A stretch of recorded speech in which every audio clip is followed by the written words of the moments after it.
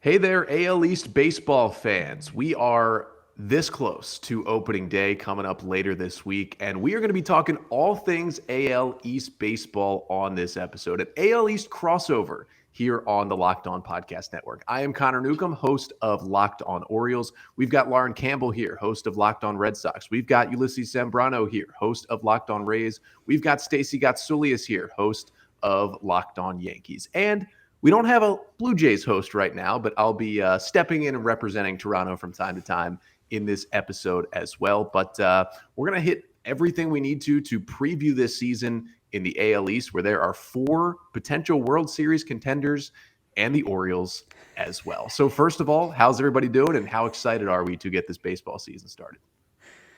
Very excited. It's finally I'm ready. Yeah. Yes. Counting the days. Yeah. All right, so we're starting this crossover with the first question, which is who wins this division? And I'm going to let each of you make your case because there is no case to be made on my end. And even if the 1% probability happened for the Orioles, I think the upper echelon is like 81 wins if everything was maxed out. So we'll start with Lauren, because your team went the furthest in the postseason last year with the Red Sox good-looking run to the ALCS. So give the elevator pitch, Lauren. Why will the Red Sox win the division in 2022? They had a strong offseason with the acquisition of Trevor Story. I think that certainly boasts this lineup. They have a very, very deep top 6. And then you get into 7, 8, 9. You still have Bobby Delbeck. And if he mirrors what he did last year at the second half of the season, then you just kind of hope for the best between 8 and 9 hitters, probably Christian Vasquez, JBJ, Christian Arroyo. Pick and choose who you want to put in those 2 spots. They are still a very strong team. They have a lot of momentum on their side, and I cannot stress enough the importance of Alex Cora to this team. The players love playing for him. They hear him, and he hears his players, which I think is very, very important. And the pitching, there's still tons of questions surrounding this pitching. But if they can put up the runs and their starting pitchers can get them deeper into games than they did last season, then they could be AL East champs. But it's going to be very difficult. This division is always very tough. Yeah, and we know how tough it can be with 4 teams that, tried to all get into the postseason last year. And 3 out of 4 did, and 1 came oh so close. But let's go to the team next that did win this division last year, and that is the Tampa Bay Rays, who maybe didn't have, the biggest stars on the team, but that hasn't been their forte, and they won enough games to win this division. Of course, we're taken out by the Red Sox in the ALDS, but Ulises, give us the pitch on why the Rays could make it back-to-back AL East divisions. It would be back-to-back-to-back. That's correct. All right, so that would be pretty impressive. I think the way that this team is constructed ever since 2008 has been on pitching and defense. And when you look at the pitching, that one word that comes to mind is that D word, depth. And it's incredible when you look at that 40-man roster, and the Rays have become just a pitching factory. It doesn't matter if the guy has been a journeyman for 10 years. He still will produce with the Rays. It doesn't matter if the guy was selling solar panels in Florida. He will throw a mean slider, and in 30 innings pitch, he'll have a 2.30 ERA. So that's what's going to propel this team in 162 games, where the spring training was shortened. The guys that they have will just be rotated in and out. Nobody wants to see a guy go 6 innings and 120 pitches. That's not the way that they're going to do it. They're going to do it with the numbers that they're able to have. So that's what you have to focus in on. And then plus, on the other side, the hitting has never been this good, ever. The Rays had always struggled into getting some offense in their teams. And last year, they were one of the best run-scoring teams, not only of the American League, but of MLB. So the names are still there. Brandon Lowe, Austin Meadows, Randy Arozarena. And of course, everybody wants to see what Wander Franco can do in a 162-game season. So honestly, the depth of the pitching is there, and this is the best offense this franchise has ever had. Yeah, and the other thing about that Rays offense, the platoons will continue to be everywhere. And they will find someone who might be in AAA right now or who we don't know about right now who's going to be a huge platoon guy for the Rays this year that maybe Ulises isn't even thinking about right now. And that's what they continue to do every year. But Stacey, on the Yankees front, obviously they were in the postseason last year. It was short-lived in the wild card game loss to the Red Sox. So what is the pitch for the Yankees, not just getting back to the postseason, but avoiding that, wild card scenario this year and winning the AL East? Everyone's staying healthy, which is always a big problem with the Yankees, although two of the guys that they thought weren't going to stay healthy last year actually did, Aaron Judge and Giancarlo Stanton. Everyone's upset about the offseason not being that great for them and thinking that this is such a horrible team. But if you look at the lineup, it's not. If all those guys stay healthy and they hit relatively well from top to bottom, that's a pretty good lineup. The biggest question is the pitching staff, obviously, because behind Garrett Cole, pretty much everyone in the rotation is a question mark. But stranger things have happened, and you never know. The Yankees could pull off winning the division in some strange fashion, but I don't know. It's like you said at the open, the AL East has gotten so strong. It used to be where the Yankees could afford to kind of coast because the rest of the division wasn't good, or maybe one other team was with them at the top. Sometimes they would fight off the Red Sox. Sometimes they'd fight off the Orioles. Sometimes they'd have to fight off the Blue Jays. Now it's 4 teams at the top of this dogfight. And I feel like it's going to be the same thing in 2022 that it was in 2021. It'll be fun, but that's what I think it's going to happen. Yeah, it'll certainly be fun. And, I gave the spiel on why the Orioles won't be in this. But again, I'll represent the Blue Jays here and why they can do it. They've kind of been building to this. I mean, we saw what it looked like last year for Toronto. They ended up 2 games out of the playoffs at the end of the year, but they were right in it. They were a game back in that final series. They smashed the Orioles. I mean, though I have never seen one major league team look that much better than another major league team than that last series last year when the Blue Jays had everything to play for. And of course, the 50-win Orioles had nothing to play for. And they did all they could to get in. And it was just, a couple of really a tough loss to the Yankees in that series before in Toronto really was the difference. And the Blue Jay bullpen, that was kind of the issue. But they've gotten a little stronger. And look, I mean, Vlad Guerrero is an MVP candidate. They did lose Marcus Semien, but they've replaced him with Matt Chapman with a big-time trade with Oakland. And the other thing is, Robbie Ray was so good last year. They lost Robbie Ray, the Cy Young winner. Well, they bring in Kevin Gausman. They bring back Jose Barrios. They continue to mold some of their young pitchers. And then you add in basically every son of a former big leaguer in their lineup to go along with Guerrero, anchoring the middle. And this team has a really dangerous lineup, a really good pitching staff. There's still questions about the bullpen, but they can hit with anybody in this division. They are scary. And here's the other thing. Playing in Toronto this year is going to be an advantage for the Blue Jays. Unvaccinated players, at least to start the year, are not going to be able to play in Toronto. And we know, it looks like each of the 4 teams in this division to varying degrees have some sort of issue with that and are going to be missing players and maybe some key players in this division. And so that's going to make up for them having to play at 3 different ballparks, throughout the last 2 years. And just with what they've done this offseason and, what they've done with this lineup, I think they have a pretty good shot to compete this year, despite losing literally the Cy Young winner and a top 3 candidate in MVP voting. I think they're going to be just as good this year. But, I think to kind of finish up on who wins the division, those were the pitches. But, we'll kind of go back around the clock. And Lauren, that was, a little bit with your heart probably. I know you would love to see the Red Sox win the division. But when you rank out 1 through 5 how you think these standings will go, what do you think it'll be at the end of the year? So I think the Blue Jays will ultimately win the division. I just think that team, despite the bullpen issues, is just too complete. So I think they'll take the top spot in the division. I think the Rays will finish 2nd, and I think the Red Sox will finish 3rd, just narrowly above the Yankees. I think it's going to be a fight between those 2. And unfortunately for the Orioles, number 5, but I don't think that's a surprise there. Yeah, Ulises, where do you come in with those 5? I think Lauren has it. I do have to rep. I do think that the Rays, this team was a 100-win team and they have so many guys coming back from injury. I really like what they can do, but I mean, you can't avoid looking at that Toronto team and kind of saying, wow, okay, they've got the odds of taking first place there. So I think it might be a toss up, but I do like the 3-4-5, like Lauren said. And Stacey? Toronto, Tampa, Yankees, Red Sox, Orioles.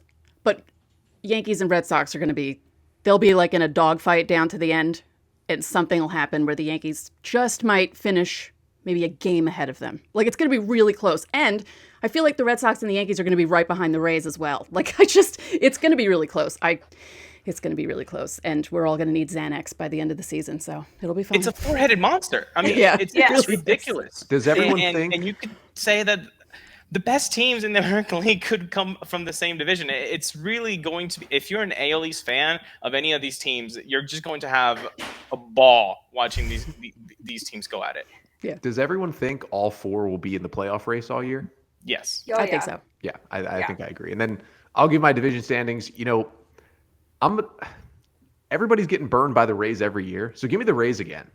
I just think with all the depth and, I don't know about their starting pitching this year. I think it has a little more questions. Obviously, Shane Baz, we'll see. I don't know the status of if they could have Glass now at any point this year. But at the end of the day, they're going to find guys, and I trust them to do that. I would have Toronto number 2, and then the Yankees just have so much offense. I would put them 3 with the Red Sox closely behind at number 4, and obviously the Orioles just trying to avoid 100 losses. But next up, we're going to talk about who won the offseason, because that's a big part of this, because these teams are so close together. It could really come down to who made the best additions to their team. But if you want to make a good addition to your body, maybe check out Athletic Greens, because I started taking Athletic Greens because I just wanted, better gut health at one point, more energy, really key in on more energy. Because listen, this is 5 days a week to podcast here. And, maybe the Baltimore Orioles don't energize me every time I watch them play baseball, but Athletic Greens helps. And that's why I started taking Athletic Greens. And here's the best part about it. It's lifestyle friendly, goes with any diet. And what is this stuff? You just take one delicious scoop and you're absorbing 75 high quality vitamins, minerals, superfoods, probiotics, and you just take one, mix it up in water, and there you go. And it supports better sleep, and it supports mental clarity. These Athletic Greens just help you throughout your day. And right now, it's time to reclaim your health and arm your immune system with convenient daily nutrition, especially heading into the cold and flu season. Just one scoop in a cup of water every day. That's it. No need for a million different pills and supplements to look out for your health. And to make it easy, Athletic Greens is going to give you a free 1-year supply of immune-supporting vitamin D and 5 free travel packs with your first purchase. All you have to do is visit athleticgreens.com/MLB network. Again, that is athleticgreens.com/MLB network to take ownership over your health and pick up the ultimate daily nutritional insurance. So speaking of picking up insurance, that's what all these teams try to do this year, because these were, 4 good teams and 1 really bad team last year. So it was all about how can we get incrementally better heading into 2022. As we are here at our AL East preseason roundtable, Connor Newcomb here from Locked On Orioles, Lauren Campbell from Locked On Red Sox, Ulises Sambrano from Locked On Rays, and Stacey Gotsulias from Locked On Yankees. So 3 out of 4 of us picked the Blue Jays to win the division. I took the Rays. But now the question is, who made their team better going into 2022? So we will start with Lauren once again. And this is not as much as make the pitch for the Red Sox, but just give us the quick, maybe, top 3 additions that Boston made this offseason that, will help, hopefully, for the Red Sox, propel them to maybe even further than the ALCS and potentially try to get to a World Series this year. Yeah, I mean, Trevor's story highlights their offseason moves. It was really their biggest offseason move. Biggest question with him is how he'll fare at second base, because he'll play second, at least for this year, with Xander Bogaerts manning shortstop. And then from there, you can just kind of plug and play who you think is the next 3. I mean, they signed Michael Wacha, who you're not really sure what he's going to give you for this rotation. James Paxton, who may not even pitch this season. And they bring back Hansel Robles, who what it was. I'm just pass. And it's you just look. They really needed bullpen help, and they didn't get the bullpen help in the offseason. So I guess Trevor Story, Michael Wacha, and then whoever you want in number 3 for the offseason. Maybe that'll be Travis Shaw, who can opt out of his contract after today or tomorrow or whenever that was. But they could have done so much more. But I'm happy overall. But when you look at what the Blue Jays did, you look at the Red Sox and you're like, you could have done something like that. Yeah. Well, let's get to what the Blue Jays did, because I'll peek in here with the Blue Jays offseason. I mean, I think we're going to get to this, but this was one of the more impressive off seasons in all of baseball this year for Toronto. I mean, it's hard to pick the top 3 moves. I think they obviously would be number 1 to me was getting Matt Chapman.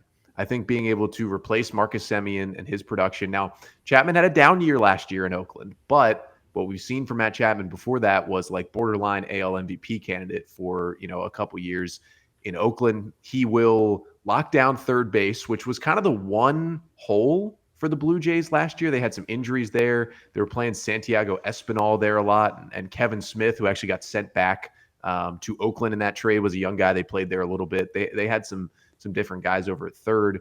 So he's going to help there. And then obviously, you lose Robbie Ray, but you bring in Kevin Gausman, who was kind of the Robbie Ray of the NL. He didn't finish the year as strong and didn't end up winning the NL Cy Young, but he was the front runner around the All-Star break to win that award. And then they lock up Jose Barrios, who they traded for at the deadline last year. They signed him to a 7-year extension. I mean, that's what you call locking up that rotation. And, those are 3 major moves, but that wasn't even it. I mean, they signed Yusei Kikuchi, who probably wasn't as good as the Mariners thought he was going to be in their rotation. But if he's like their number 5 starter, I mean, that's fantastic. I wanted the Orioles to sign him as their number 2 starter, so that puts that into perspective a little bit. They traded Randall Grichuk for Raimel Tapia from the Rockies. Probably a little bit of an upgrade in terms of what they needed in the outfield. Tapia has been a solid player and was a top prospect for Colorado. And, they did add to the bullpen. They signed Yimi Garcia, who was with the Marlins and of course, went to the World Series with the Astros. It's probably the one thing they needed to do a little bit more was add to the bullpen. But at the end of the day, I mean, they did a whole lot. So the question is, the Blue Jays are coming for the top of the division. Ulises, what did the Rays do this offseason? What were kind of the 3 big moves or the 3 top moves that they did to try and maintain that number 1 spot? I think they tried to address each part of what makes up a baseball team. Number 1, they wanted to focus on the starting rotation. So what did they do? They got Yankee legend Corey Kluber to join Tampa Bay. So that was how you kind of I see him as the Charlie Morton of 2022 for the Rays. Like, get a veteran guy in there. You see the names for the Rays starting rotation. They're all 23 years old. Drew Rasmussen, Shane Baz, Shane McClanahan, Luis Patino. I mean, these guys haven't even hit 25. So you needed a veteran guy that can show them how it's done. So they did that with Corey Kluber. Number 2, the bullpen, Brooks Raley. An intriguing sign because the Rays never really spent a lot of money, on anything, but in the bullpen, they get fungible guys. So why are you putting so much money in a couple, 2-3 years on Brooks Raley? You must see something. That front office must see something in Brooks Raley that this could be a big piece for us. And number 3, I could say Harold Ramirez, because he can fit that right-handed side of the platoon. Apparently, he's fielding some grounders at first. I don't know how deep that goes. Of course, he plays in the corner outfield.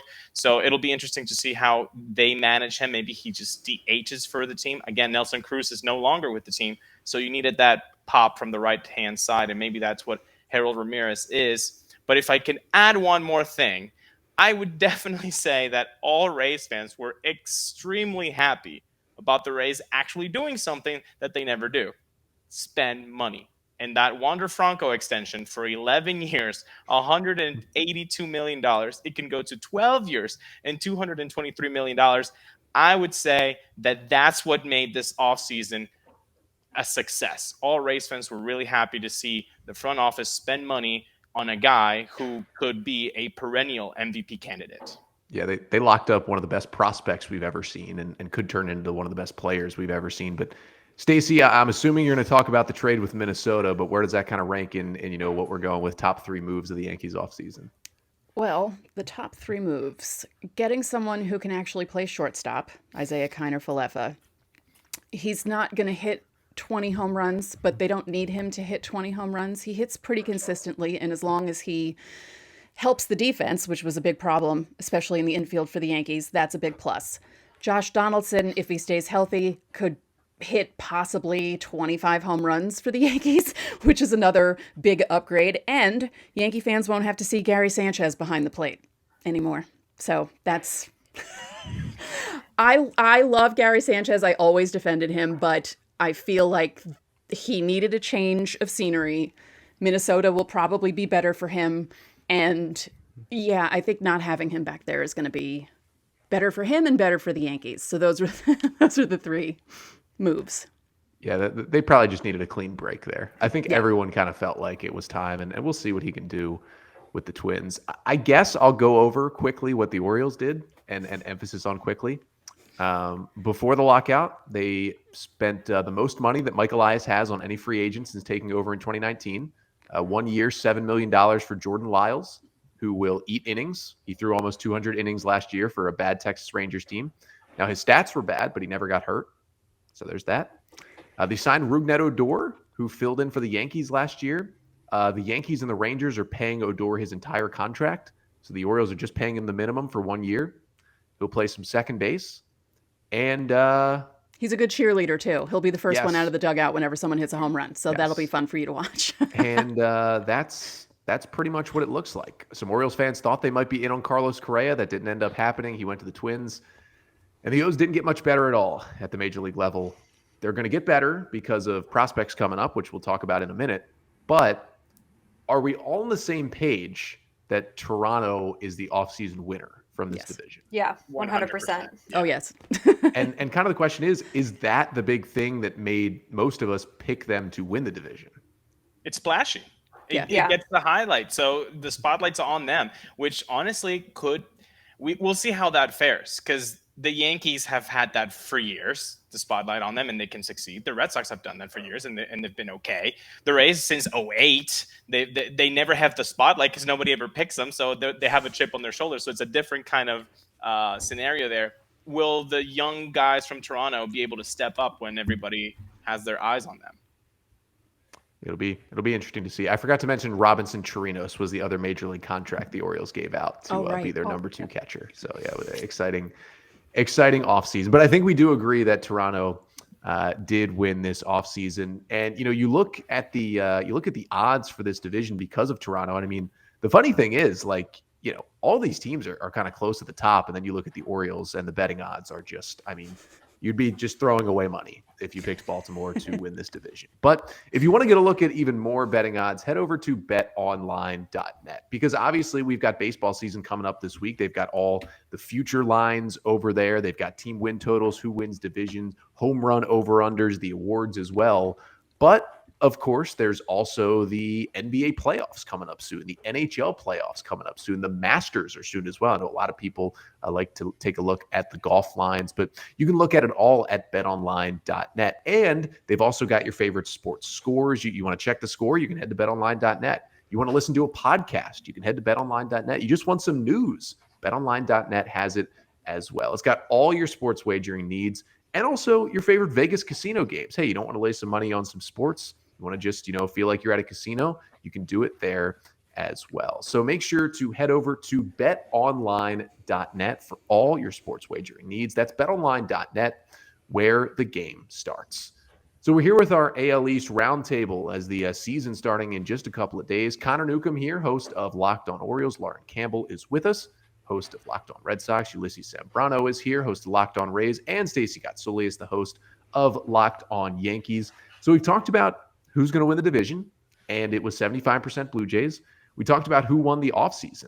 It was 100% Blue Jays. So things have been looking good for Toronto, despite them not having a host right now in this crossover. However, what we want to get to next is where the Orioles finally join the conversation. And that is, which farm system is looking the best right now, and who has the most talent maybe not at the majors just yet, but ready to come up in a couple of years. Because listen, there's 4 teams ready to compete now and 1 team hopefully ready to compete soon. So because of kind of the nature of this question, I wanted to turn it over to Ulises first, actually, because the Rays have been known for finding and developing talent that seemingly nobody else is finding. So we know Wander Franco is now in the big leagues. He was the former #1 prospect in baseball.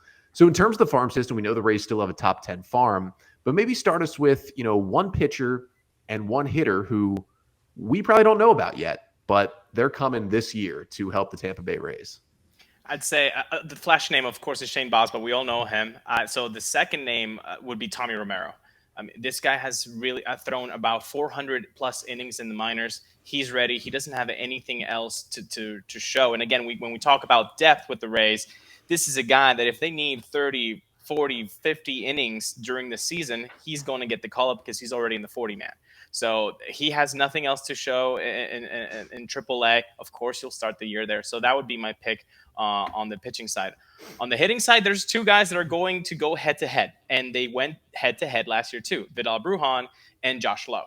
Of course, what do you need? You need the outfielder that can be a 2020 guy. You got Josh Lowe. You want the utility guy who can play also in the outfield and middle infield. You got Vidal Bruhan, very, very fast. So it'll be very interesting. I think that is a competition between those 2 guys on who is going to get the call up first.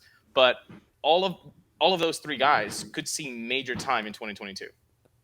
So let's head it over to Stacey. We know, the Yankees probably, honestly, their system feels like it's more exciting than it has been recently, and they've kind of held their prospects closer to the vest, I feel like, recently over the past couple of years, and that might be a reason why they didn't make the giant splash for a shortstop. But, in terms of 2022, who is a pitching prospect and maybe a hitting prospect that could make an impact, or you could talk to us about kind of those younger guys who we know the Yankees might be kind of waiting on right now. Yeah, I feel like you'll see guys like Clark Schmidt and Luis Gil again up with the Yankees in 2022, whereas Anthony Volpe, Aswald Peraza, they're a ways off. I mean, if you do see them in 2022, something disastrous happened at the major league level, so I don't think that's going to happen. Jason Dominguez is also a long way away because he's literally a baby bomber. I mean, I don't know, what is he, 20? So I think Gil and Clark Schmidt could make an immediate impact because the Yankees do need pitching, and you could see them. But the Volpe thing, I feel bad for this kid in a way because they didn't make the move for Correa because they claim the money issues, but it was really they wanted to have someone on the short term like Isaiah Kiner Falefa and wait for Volpe to come up. This kid has so much pressure on him now to be the second coming of Derek Jeter, just hopefully better at defense. And I hope that pressure doesn't get to him when he does finally come up to the major leagues, but I don't expect to see him yet. He has a little ways to go. It's so interesting because even when Judge came up, he wasn't like a top 10 prospect in baseball. He just kind of burst onto the scene. Volpe is going to be a top 10. I mean, I know he's like top 15 a lot of places and top 10 some places. And right. It's going to be the first time I can remember in a while where the Yankees, we've heard about a prospect for a while and they've kind of been waiting on that prospect instead of just bringing in the next good major league player to fill that position. And then the prospect gets to the majors if he gets to the majors, basically. Right. And so this is kind of interesting to see the Yankees do this. But Lauren, on the Red Sox side, I know they've got some interesting talent pretty close to the big leagues. And I know they accrued some with the trades they've made over the past couple of years. So is there a pitcher and a hitter who could come up and help the Sox in 2022? I think the biggest name to really watch out for is Tristan Cassis. I mean, he's knocking on the door of his MLB debut, and he's been talked about for what seems like forever now among Red Sox fans. And he finished the season in AAA. He impressed there, and it's only a matter of time until he is in a Red Sox uniform. So I think that if it's not this year, it's definitely going to be in 2023. But I can see him making a case to be brought up this year. Also, Jaron Duran, Red Sox fans saw a little bit of him last year. He just kind of needs to figure out the defense and the offense. I mean, he's a great athlete, but he's still young and maybe a little rushed last year. But I think he's knocking on the door to make a return too to the Red Sox. And as for pitchers, there's big names there too. You have Brian Mata, Thaddeus Ward, who both underwent Tommy John surgery, but someone kind of under the radar, I think, would be Zach Kelly. And I think he's probably got the best chance to make his debut with the Red Sox this season because he's primarily been used as a reliever. That's where the Red Sox need a ton of help. And I think he could certainly help this bullpen. So I think that I don't think it'll be long before he's up. I'd say May or June, especially if Chris Sale isn't back and you're going through a fourth and fifth starter. So I think Zach Kelly is definitely a name to keep everyone's eyes on. Yeah, I wanted to give the Blue Jays update here, real quick, because they did trade from a lot of their prospect depth over the past couple of years in the Barrios trade, in the Chapman trade, and good on them. They made their team better by doing that. Really, the one guy to know, Gabriel Moreno, who is their number one prospect in Toronto. He's a catcher, and he's 22 years old, but he could certainly be in the big leagues this year. And it's really interesting because the Blue Jays have had kind of 3 or 4 different catchers, it has seemed, over the past couple of years, and all of them have been solid, but that has been another position for them, kind of like third base last year, where there wasn't like a legit, really good hitter in there every day. Moreno's going to be that guy when and it makes the Blue Jays even scarier because they've made these trades without having to deal him, and he has all the tools behind the plate and at the plate. And I wouldn't be surprised if, everybody loves watching Alejandro Kirk run around the bases, and Danny Jansen's had some big hits for them, but we're going to see Moreno at some point, and it's just going to make that lineup even better. But here's my time to shine in this conversation. The Baltimore Orioles farm system, which many outlets have ranked number 1 in baseball. Most have them clearly in the top 5 across baseball. And of course, they have maybe not the consensus number 1 prospect, because I know a lot of people like Bobby Witt and like Julio Rodriguez, but more places than not, Adley Rutschman is the number 1 prospect in baseball, the number 1 pick in 2019. Switch hitting catcher, incredible defender, even better hitter, awesome power, awesome hit tool from both sides. He would have been, I actually think the Orioles wouldn't have manipulated his service time, and he would have been on the opening day roster if not for a tricep strain that he suffered in spring training. He has returned to doing catching stuff, receiving pitches, practicing plays at home. He hasn't started throwing or hitting yet, which means he's not going to be back for opening day. Now, people could say, oh, they might milk this injury a little bit, wait the 2 weeks, say he's still injured, and all of a sudden, oh, he's back from injury, and they've gotten the extra year of service time, which you may not be wrong. However, it is a legitimate injury because he hasn't played in a spring training game basically all the spring because he got the injury early. But he's going to be the O's starting catcher when he comes up this year, and hopefully for many, many years to come. And then behind him, the Orioles have 2 pitching prospects, the number 2 and 3 prospect. Both of them are top 100 in baseball. In some places, both are top 50. Of course, it starts with Grayson Rodriguez, who is the number 1 pitching prospect in baseball, a right-hander who the O's took in the first round at a high school a few years ago. He's starting the year in AAA. He's got good stuff. I mean, a fastball, 97, 98, devastating changeup, really good breaking ball. I mean, people have fallen in love with him as a prospect, dominated AA last year. He'll be in AAA for the first couple of months of the season, and then if it's going well, he's going to join the Orioles rotation this year, and you're finally going to see like some legitimate, watchable young players on the Orioles this season. Is it going to lead to more wins? Probably not that many more. Maybe they'll avoid 100 losses. But those 2, and then the last guy is DL Hall, who's the Orioles' number 3 prospect, a left-hander who came in his spring training debut on Monday against the Phillies, was throwing 100 miles an hour, got 2 strikeouts, one against Mickey Moniak, the former number 1 overall pick by the Phillies. He's got a sweeping, devastating wipeout slider, throws 100. A lot of people think he's a future Josh Hader. I think he's more of a Blake Snell, and he'll stick as a starting pitcher. But he's going to be with the Orioles probably in the second half of the season. And so at the end of the day, the O's are going to lose a lot of games, but they're going to have some more exciting young players. And I did kind of want to ask this question because we know there's good prospects in all these systems and, they have players coming, but all the talent is at the major league level for the other 4 teams in the division. So I kind of wanted to quickly ask all of you guys, do you see the Orioles becoming a threat at all? Like, does the fact that they finally have like a legit top farm system worry any of your teams, or because they really haven't spent the money to help it yet, it's not even a worry because there's 3 other good teams? I don't think it's a worry. I think it would be kind of cool if all 5 AL East teams were good. Yeah. That would scare the hell out of every other division in the AL. No, I welcome it. I think it'd be great. We spoke about this last season when we did a crossover. I would love for the Orioles to be good again and be in the race again, because as stressful as 2012 was, that was a fun last month when the Orioles and Yankees were playing back and forth. And that division series was also, and it's just a shame that, it's taking them a while to get back to things, but they're moving in the right direction.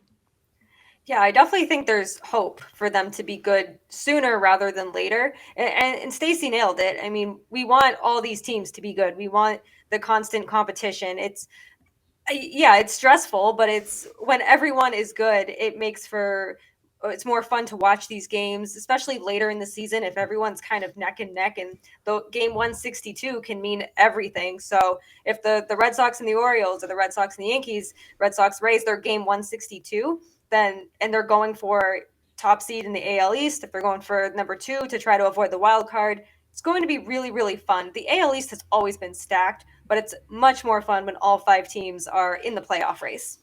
I already think the AL East is hands down, in my opinion, hands down the best division in baseball, just by the terms of what kind of baseball and the rosters that you can see. But with the Orioles, maybe let's say 2024, when the young guys have gotten maybe a little bit more taste, kind of what the Toronto Blue Jays showed maybe last year, 2021, that could be the Orioles in a couple of years, and that would be so entertaining for baseball. I mean, if it's already the best division in baseball and the Orioles actually have that talented group really clicking on all cylinders, I think that would be just a joy to watch. Yeah, I mean, listen, the Orioles got clobbered by Tampa and by Toronto last year, but they did take 2 out of 3 against Boston in the second to last series of the year.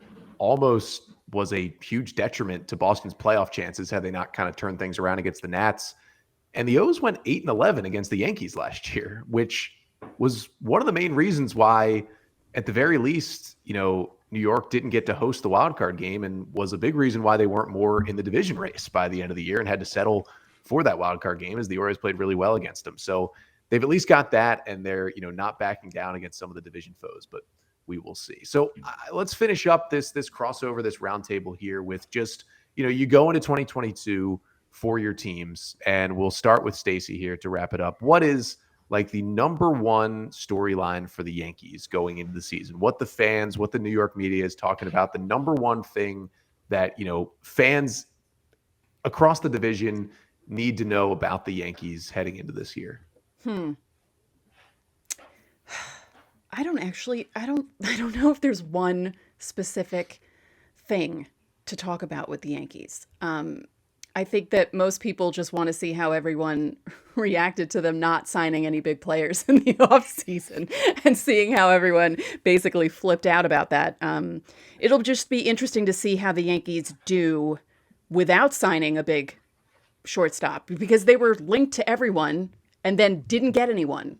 So that might be fun for other teams fans to watch, to see how Isaiah Kiner Falefa does, how they may play Gleyber Torres as shortstop again in some games, hopefully not a lot. So, and the whole pitching thing, it's like Garrett Cole and then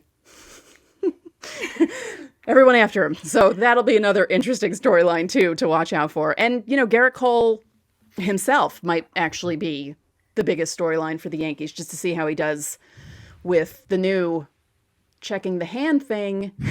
And if his hamstring stays healthy, and the pressure of being the ace again with a rotation that's not as strong as he would probably like it to be. So maybe that.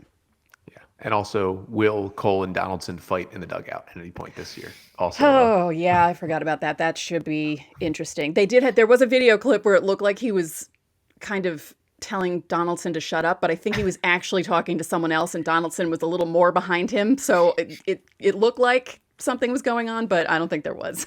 But hopefully, I don't want to see a repeat of the Bronx Zoo Yankees where, managers are fighting with players and Reggie Jackson and all that stuff. That we don't need that again.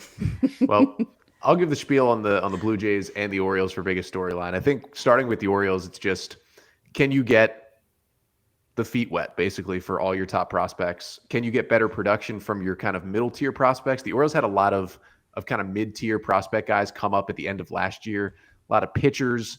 You may know the names of Alexander Wells, Zach Lowther, Bruce Zimmerman, Dean Kramer, probably because your teams were teeing off on them at times last year. It didn't go so great, but they have all these kind of mid-level pitchers who were all top 30 prospects right before they graduated in the Orioles system, but none of them were top 10 prospects. They were all kind of smushed right in the middle. And so the Orioles need to find out which of those guys can maybe be starters, which will be relievers, and which of them just aren't going to work out. And that's kind of the big storyline for the O's. That plus having Adley Rutschman, Grayson Rodriguez, and DL Hall show that they're not going to be as good as they'll always be this year. They're going to go through growing pains as rookies. But to show that they're kind of ready for the bigs and just get them into the bigs so I feel better about going to the ballpark all the time. Then for the Toronto Blue Jays, it is the exact opposite. It is, can this team take the next step? And, most of us pick them to win the division. Obviously, the next step is get back to the postseason because, you forget that they didn't even make it last year. Now, if they would have had this year's postseason rules in place last year, they would have been the final wildcard team with the extra sixth team in the playoffs.